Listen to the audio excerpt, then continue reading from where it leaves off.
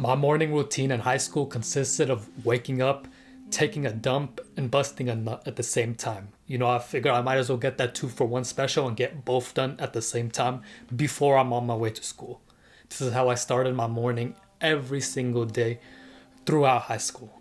And it really ruined my life because, not a lot of people want to talk about it, but, pornography and masturbation is literally the number one thing destroying young men, destroying boys in middle school, high school right now. It literally castrates you from becoming the best version you can be because you are conditioning your mind to be doing these shameful acts that that you don't want to let anybody know this. You're never gonna tell somebody that you just fapped this morning. You just went on a 2-hour edging binge before you came to school. Like, you're never gonna tell people this.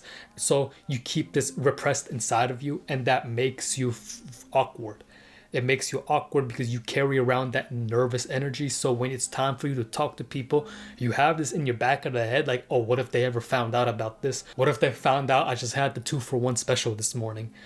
So you will act all nervous around people. You have like social anxiety around people. It's a lot harder now for you if you're in high school right now, just because basically every single social media site you use has some sort of softcore porn in it, where you have girls dancing around half naked, you have dudes walking around half naked too. It's become so normalized. People will try to tell you that it's a good thing, like you're supposed to be pleasuring yourself, you're supposed to be watching porn, but it's such a terrible habit to do. And I'm so glad that I cut it out of my life, because you're not able to develop genuine relationships with people when you're doing that, when you're conditioning yourself to get off to watching some other people have intimacy together. When you're doing that, you are you are conditioning your mind to seek pleasure in other people's pleasure.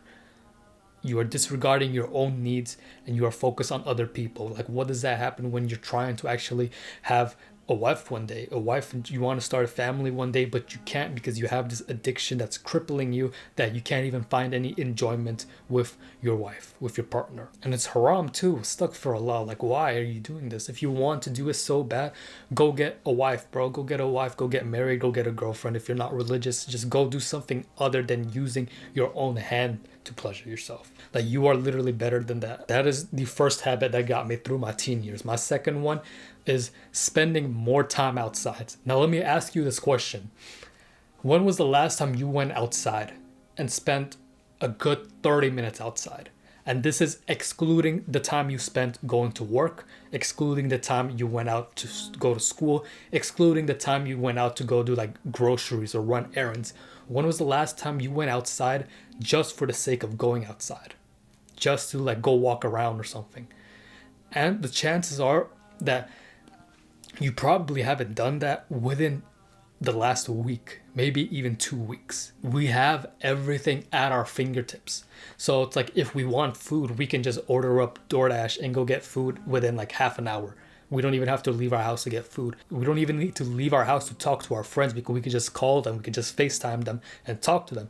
We don't even need to go outside for entertainment because we have a TV, we have the PS5, we have all these sorts of entertainment to keep us occupied that we literally have no reason to ever go outside. And that's a problem because it is destroying your mental health. There is a big percentage of us who are vitamin D deficient. And when you're vitamin D deficient, it directly correlates with your level of happiness, with your depression levels, with your anxiety levels, where when you're not spending enough time getting vitamin D just by just going outside, you literally get symptoms of depression. This is why, especially during the winter months, and like right now, just since daylight savings just happened, when the days are a lot shorter and it's a lot darker and cold, where you don't even want to go outside because it's like 30 degrees outside and like you only get like 5 hours of sunlight. This is why so many people get depressed during the winter time, because they're not getting enough vitamin D. They're spending more time indoors, and so that's naturally going to make them feel awful, feel like garbage.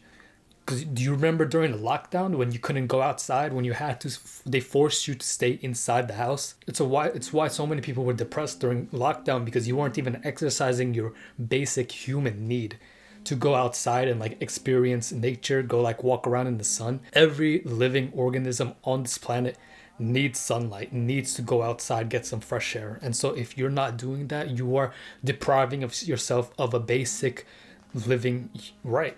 Like you need to be going outside and getting sunlight. Like just going for a walk, you have no idea how much it improves your mental health, how much it improves your level of thinking. You can actually think clearly now, just like going on walks outside in the sun for like half an hour. You know, it varies how much sunlight you're supposed to get depending on your skin color. If you're like really, if you're like, you have pale skin, you might need like what, 15 minutes a day. If you're dark skin like me, maybe like half an hour a day.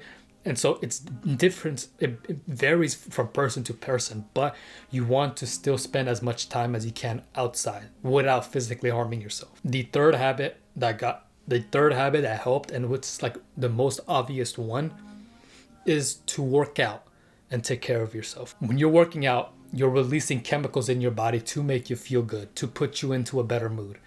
And not only does it put you into a better mood, it makes you look better. And when you look good, you feel good. And so it's like a constant feedback loop where you feel good about working out, and working out makes you look good, and looking good makes you feel better. So you're more motivated to work out more. It's like a constant feedback loop to continuously improving your body, your face, your hair, like everything. It just like compounds, and like it really helps you, like motivate you to actually continue working on yourself. And not only does it make you look better, you build characteristics too, like discipline. You've disciplined yourself to create this body.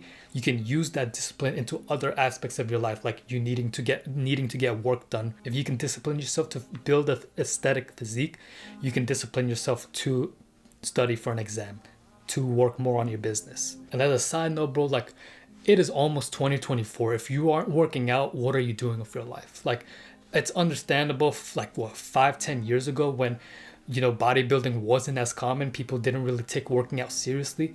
But now you see like everybody works out now. Everybody has like a fitness influencer page on TikTok or Instagram. Everybody is telling you to work out. If you're not working out in 2024, like what are you doing? What are you doing with your life? You literally have no excuse at this point not to work out. Unless you have like an injury or something, but there's 99% chance you don't have an injury right now. Oh, but I don't have a gym membership, bro. You just need to do push-ups and pull-ups, bro. Go do like calisthenics if you can't afford a gym membership. Oh, I don't know what workout routines, bro. There are like hundreds of workout routines you can find online. You just need to pick one and stick to it, because it's super easy to build muscle as a beginner. You can literally have a terrible diet. You can have terrible sleep.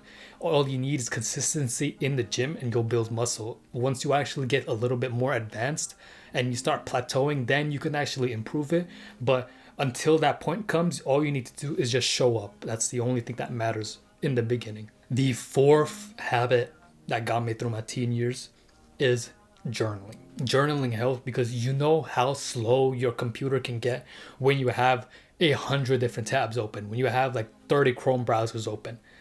And it's like Chrome uses a ton of space, bro, for no reason at all. So it's like you can have 30 tabs open and it just starts lagging your computer. That same thing is happening in your head when you have hundreds of different thoughts inside of your head, thinking about what am I going to eat for dinner, what am I going to do within like the next 5 years of my life, what degree should I go for when I go to college. All these questions in your head, all these anxieties, insecurities, problems that you have inside of your life at this moment are little Chrome tabs in your head, taking up space for no reason at all.